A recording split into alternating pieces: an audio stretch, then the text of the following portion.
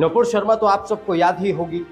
वो नुपुर शर्मा जो बीजेपी की प्रवक्ता थी, वो नुपुर शर्मा जो बीजेपी के लिए लगातार टीवी डिबेट्स में शामिल हुआ करती थी, वो नुपुर शर्मा जो लगातार बीजेपी के पक्ष में टीवी पर बैटिंग किया करती थी, वो नुपुर शर्मा जो अरविंद केजरीवाल के खिलाफ चुनावी मैदान में उतारी गई थी।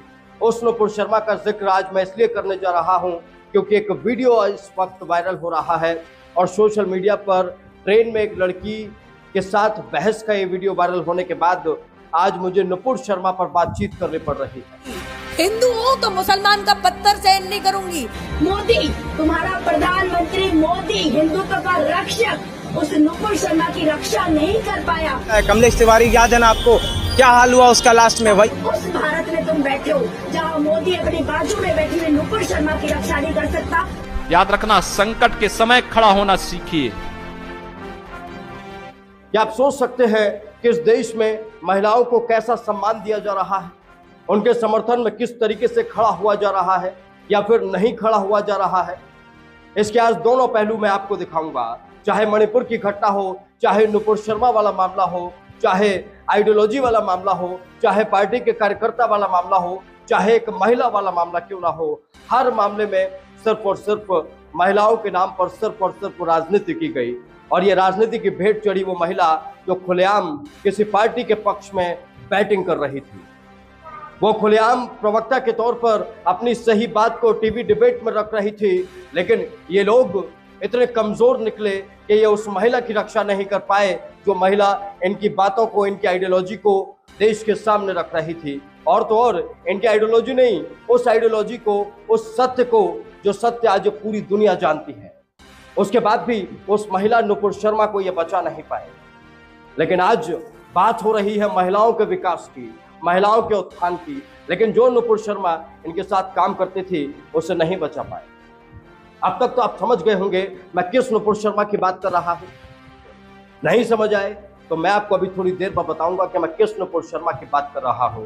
लेकिन उससे पहले ये वीडियो एक बार मैं आपको पूरा दिखाता हूं कि किस तरीके से एक ट्रेन में बहस होती है और एक लड़की कैसे बताती है कि आपको अपनी रक्षा खुद करनी है, कि कोई नहीं आने वाला है, कोई सरकार नहीं आने वाली, आपको अपने लिए खुद लड़ना है। सुनिए। उस देश में तू जी रहा है जहाँ सनातन का वर्ग करने से कांपते हैं, जहाँ नुपुर शर्मा ने एक लाइन क्या बोली, देश में हजारों के गले कट गए। मोदी, तुम्हारा प्रधानमंत्री मोदी हिंदुत्व का रक्षक उस नुपुर शर्मा की रक्षा नहीं कर पाया, उसे बीजेपी की सीट से हटा दिया, टी राजा को हटा दिया। उस भारत में तुम बैठे हो जहाँ मोदी अपनी बाजू में बैठी हुई नुपुर शर्मा की रक्षा नहीं कर सकता, तो हमें जागना पड़ेगा, हमें खुद हमारी रक्षा करनी पड़ेगी। जय श्री राम। वाराणसी के ज्ञानवापी मस्जिद में शिवलिंग मिला, ये बात तो आप सबको पता होगी। शिवलिंग मिला, उसको लेकर विवाद हुआ, मामला कोर्ट पहुंचा और कोर्ट की सुनवाई के बाद अब ज्ञानवापी मामले में अलग अलग चीजें हो रही हैं। लेकिन इसी ज्ञानवापी मामले के दौरान नुपुर शर्मा ने कुछ ऐसा कहा था जिससे पार्टी ने उनसे किनारा कर लिया। नुपुर शर्मा ने बीजेपी की आइडियोलॉजी को, बीजेपी के मुद्दों को खुलकर टीवी डिबेट्स में जनता के सामने रखने की कोशिश की, लेकिन नुपुर शर्मा जब मुसीबत में आई तो बीजेपी वालों ने उन्हें छोड़ दिया। वो प्रधानमंत्री नरेंद्र मोदी भी नुपुर शर्मा को नहीं बचा पाए, जो महिला आत्मसम्मान और महिलाओं की सुरक्षा की बात बड़े मंचों से लगातार करते आए हैं। भाजपा ने एक अभियान के संबंध में मैंने यहीं से चर्चा की थी, बेटी बचाओ बेटी पढ़ाओ। वो स्मृति ईरानी भी नुपुर शर्मा को नहीं बचा पाई, जो खुलेआम ये कहते नजर आई कि इस देश की महिलाओं का उत्थान नरेंद्र मोदी सरकार ने किया है।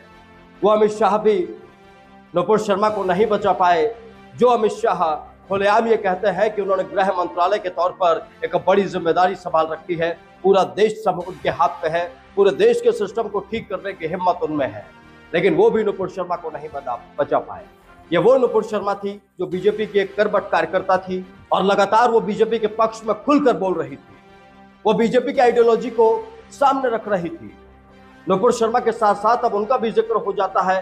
टी राजा हैदराबाद के बीजेपी विधायक किस तरीके से हिंदुत्व के झंडे बरदार बन रहे थे, लेकिन बीजेपी ने उनसे भी किनारा कर लिया। तो आप समझ लीजिए कि इस देश में एक दुनिया की सबसे बड़ी पार्टी अपने आप को बताने वाली बीजेपी जब अपनी एक महिला कार्यकर्ता की सुरक्षा नहीं कर पाई, एक अपनी महिला कार्यकर्ता के साथ खड़ी नहीं हो पाई, तो इस देश के हजारों करोड़ों लोगों के साथ वो पार्टी कैसे खड़ी हो सकती है? इतना आप दिमाग से सोच सकते हैं। मैं ये तार्किक रूप से कह रहा हूं, तार्किक रूप से आप समझिए कि भाई मेरे घर की महिला है, आज वो किसी मुद्दे पर खुलकर बात कर रही है, उसकी किसी से बहस हो गई, उसकी लड़ाई हो गई और उस लड़ाई में मैंने उसे अकेला छोड़ दिया, मैंने उसे घर से ही निकाल दिया, बोला जाओ तुम तो लड़ रही हो। तो क्या ऐसे करते हैं कि देश के मुखिया? अब नरेंद्र मोदी जी का मुझे एक बयान भी याद आता है। अब वो लगातार जो बयान दे रहे हैं तो भाई मित्रों, भाइयों, बहनों नहीं कह रहे हैं, वो कह रहे हैं मेरे परिवारजनों, मेरे 125 करोड़ परिवारजनों। अब वो परिवारजनों वाला पहले बयान सुन लेते हैं, फिर बातचीत करेंगे इस मुद्दे पर। मेरे प्रिय 140 करोड़ परिवारजन, तो सवाल यह है कि आखिर नरेंद्र मोदी किसे अपना परिवार बता रहे हैं? कौन नरेंद्र मोदी का परिवार है और किस परिवार की वो चिंता करते हुए नजर आ रहे हैं? ये सवाल आज इसलिए पूछना पड़ रहा है क्योंकि जो नुपुर शर्मा बीजेपी की कार्यकर्ता थी, जो बीजेपी के लिए लगातार काम कर रही थी, ऐसे ही न जाने कितने और कार्यकर्ता हैं जो बीजेपी के लिए लगातार काम करते हैं, लेकिन उन्हें उनका साथ नहीं मिल पाता।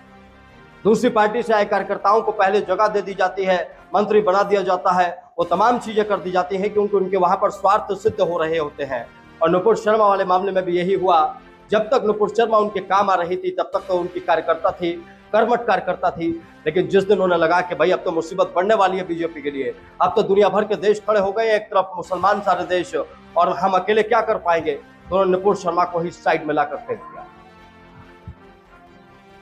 नुपुर शर्मा वाले मामले से मेरे पूरे देश के मैं उन पत्रकार साथियों को भी एक मैसेज देना चाहता हूं कि भाई जिनके लिए आप आज बैटिंग कर रहे हैं, जरा उनके बारे में सोच लीजिए। नुपुर शर्मा जैसा हाल कहीं आप लोगों का भी ना हो जाए, क्योंकि आप अगर सही के साथ खड़े होंगे तो आप हमेशा सही रहेंगे, लेकिन आप सही और गलत का भेद करने में अगर पीछे रह जाएंगे तो आप कहीं ना कहीं फंसते नजर आएंगे। आज मैं देश के बहुत सारे लोगों से यही कहना चाहता हूं कि भाषणबाजी की तहकीकात किया कीजिए, भाषणबाजी को समझिए। अगर परिवार है तो मणिपुर में अगर कोई महिला नंगी निर्वस्त्र होकर घुमाई जा रही है तो वो भी मेरा परिवार है। अगर परिवार है तो नुपुर शर्मा भी मेरा परिवार है, परिवार है तो राजस्थान की बेटी भी मेरा परिवार है, और अगर परिवार है तो झारखंड के वो युवा भी मेरा परिवार है जो सड़कों पर इंसाफ के लिए लगातार दौड़ते हुए दिखाई। तो ये जो दोगली परिभाषा है, इस दोगली परिभाषा से हमें बचना होगा और समझना होगा कि आखिर किसके साथ हैं वो लोग। क्या आपके साथ हैं? मैं किसान से पूछता हूं कि आपके साथ हैं, मैं जवान से पूछता हूं कि आपके साथ हैं। अगर हैं, लग रहा है आपको तो बहुत अच्छी बात है, नहीं लग रहा है तो नुपुर शर्मा वाले मामले को समझ लीजिए, देख लीजिए। नुपुर शर्मा, टी राजा, ये तो मैं दो बड़े मामले बता रहा हूं, इसके अलावा बहुत से ऐसे मामले होंगे जो आपको ये बता देंगे कि वाकई में ऐसे लोगों के साथ होना अपने आप में कितनी बड़ी गिलानी वाला अनुभव होता है।